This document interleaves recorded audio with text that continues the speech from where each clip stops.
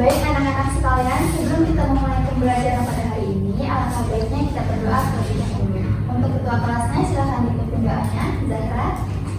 Duduk siap. Marilah kawan-kawan kita berdoa.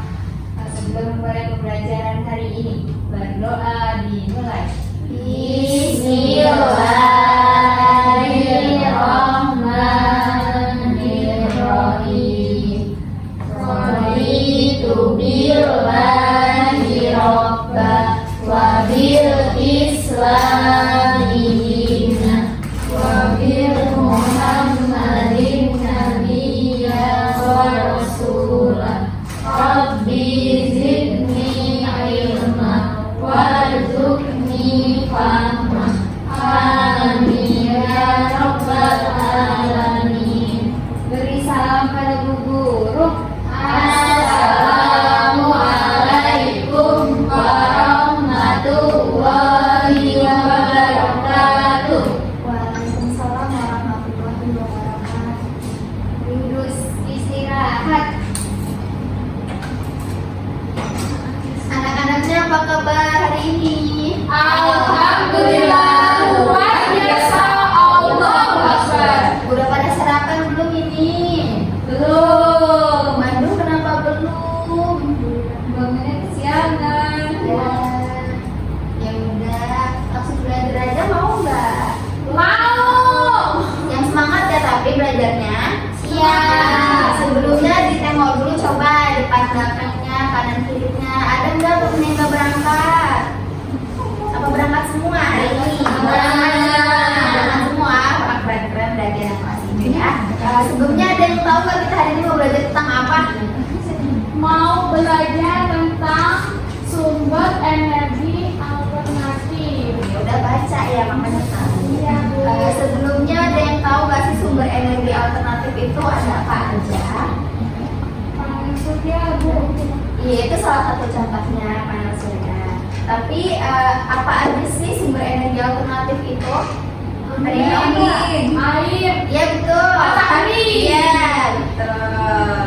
Nah, khusus pertemuan kali ini kita akan membahas tentang kincir angin dan kincir air yang merupakan salah satu contoh dari penerapan sumber energi alternatif. Sebelumnya kita bahas dulu apa sih sumber energi alternatif itu. Nah, jadi sumber energi alternatif itu berbeda dengan sumber energi utama, yang mana energi alternatif ini jumlahnya tidak terbatas dan tidak menimbulkan polusi. Antara lain jenisnya itu ya tadi yang disebutin, ada matahari atau cahaya matahari ya, lalu ada panas bumi, air, dan angin.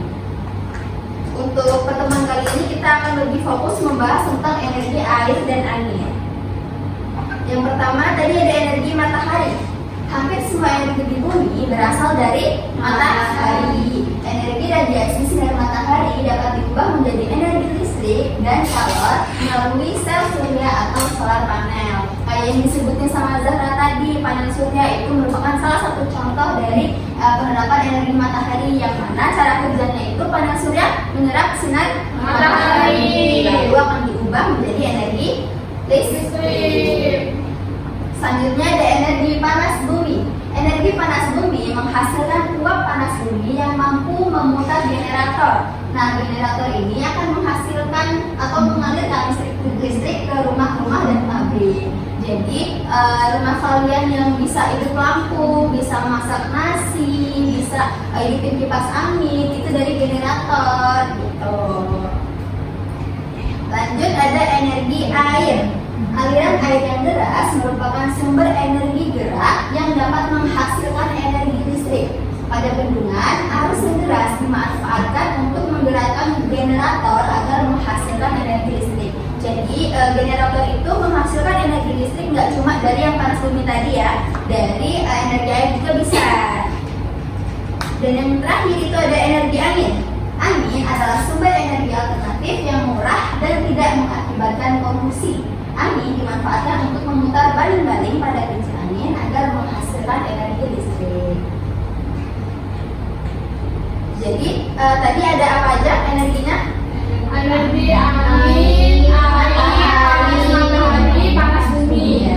Dan keempat energi tadi itu sama-sama untuk menghasilkan Energi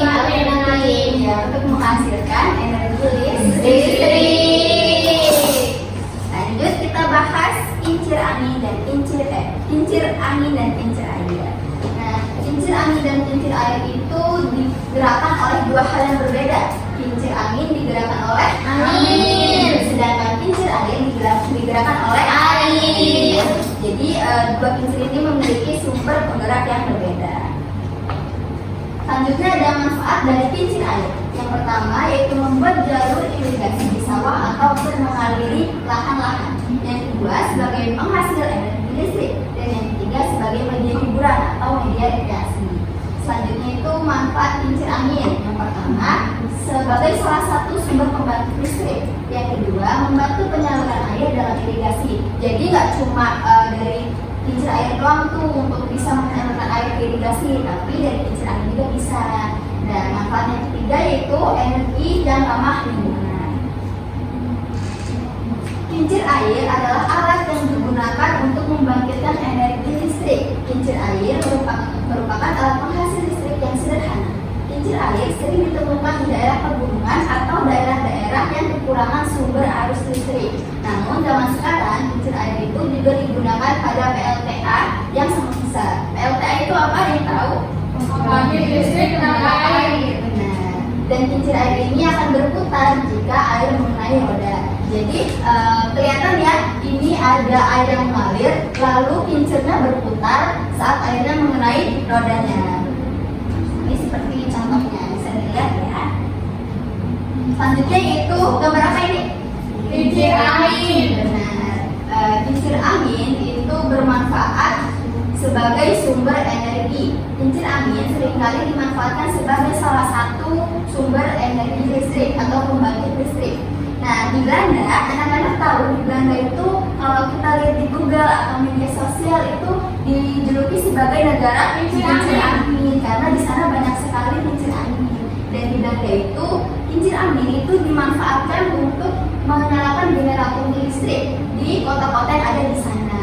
Tapi terdapat beberapa kelemahan, yaitu proses pembuatannya itu sangat rumit dan membutuhkan lebih dari satu kincir angin untuk membangkitkan listrik. Jadi nggak bisa tuh satu kincir ini doang untuk menghidupi generator yang akan membangkitkan listrik di kota-kota yang ada di sana. Butuh banyak kincir angin dan pembuatannya itu sangatlah rumit. Oke, jadi kita ini ya review sekali lagi untuk materi hari ini. Tadi sumber energinya ada berapa? Sumber energi alternatif 4. Ada 4. Matahari, angin, air, dan api. Terus untuk penerapan dari sumber energi angin dan air itu ada apa contohnya? Kincir angin dan kincir air. Sepertinya sudah lumayan paham ya. Jadi ibu kasih soal langsung boleh? Boleh. Dicatat ya soalnya. Ya, Bu. Oke. Sudah disiapkan bukunya? Soal yang pertama, baling-baling atau kincir yang dapat digerakkan dengan angin disebut titik-titik. Nomor 2, baling-baling atau kincir yang dapat digerakkan dengan air disebut titik-titik. Sudah? Soal yang ketiga, bagaimana cara menggerakkan kincir air?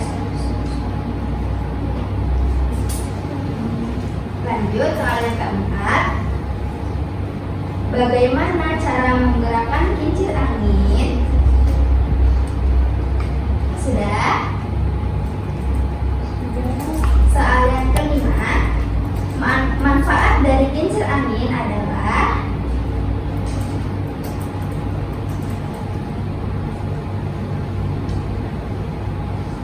soalnya diulang dari yang nomor 5. Manfaat kincir angin dan kincir air adalah sudah. Lanjut, angin dapat mengubah kincir angin dapat mengubah kincir yang awalnya diam menjadi titik-titik. Selanjutnya, jika angin yang bertiup lambat, maka kincir yang bergerak akan semakin titik-titik.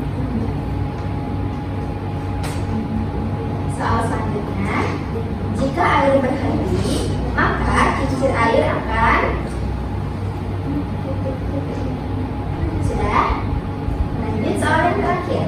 Jika air yang dialirkan semakin deras, maka kincir air akan semakin. Sudah, soalnya bisa dikerjakan ya. Nanti kita samakan bareng-bareng.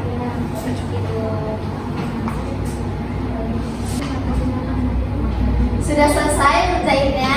Sudah, Ibu. Ibu minta tolong salah satu untuk maju ke depan mempresentasikan jawabannya ya. Siapa yang mau maju? Saya, Ibu. Zahra, boleh maju ke depan. Coba Zahra jawab ke teman-temannya sesuai jawaban punya Zahra. Kita koreksi bareng-bareng ya. Baik, Ibu. Baling-baling atau kincir yang dapat digerakkan dengan angin disebut kincir angin. Benar gak jawabannya? Benar, Ibu. Jawaban kedua. Baling-baling atau kincir yang dapat digerakkan dengan air disebut kincir air. Sama jawabannya? Sama.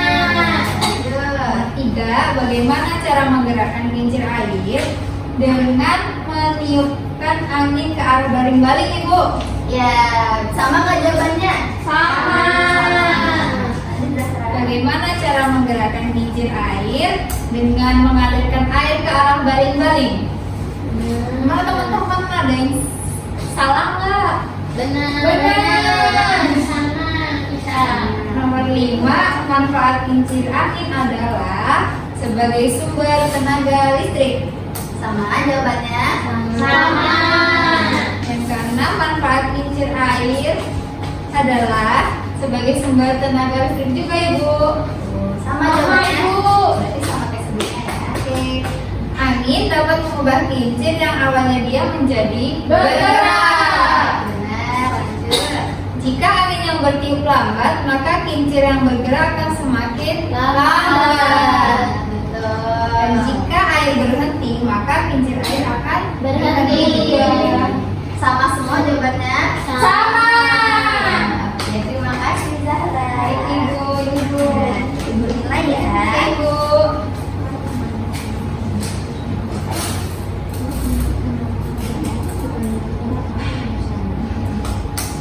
Baik anak-anak, jadi tadi kan kita sudah ngerjain soal dan jawabannya sama semua ya? Sama, Sama Ibu. ya.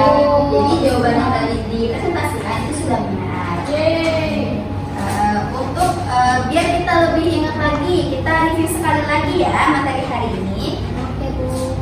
Jadi tadi ada yang masih ingat pengertian dari sumber energi alternatif itu apa sih? Itu Yaitu sumber yang bisa digunakan untuk menggantikan ya, sumber energi yang bisa menggantikan sumber energi utama yang mana sumber energi itu tidak ada habisnya. Jadi tadi ada berapa sumber energi alternatif? Ada empat. Ada panas bumi, matahari, air, dan angin. ya benar. Untuk angin, contoh penerapannya tadi Kincir angin. Kincir angin berarti sumber penggeraknya energi Angin. Lalu yang lalu yang air. Air sumber penggeraknya air. Nah, air. Yang tadi yang pertama itu matahari, contoh penerapannya ada di apa tuh? Panel surya. Benar. Nah, semua contoh penerapan dari sumber energi alternatif itu fungsinya sama-sama untuk menghasilkan energi listrik yang akan disalurkan ke rumah-rumah, ke kantor-kantor, dan juga pesawat. Oke, segitu saja untuk review materi hari ini. Jangan lupa dipelajari lagi di rumah ya. Baik. Untuk minggu depan akan kita teruskan materinya. Sebelum kita akhiri pelajaran pada pagi hari ini, alangkah baiknya untuk berdoa terlebih dahulu. Pada kelas silahkan memimpin doanya. Baik. Duduk siap.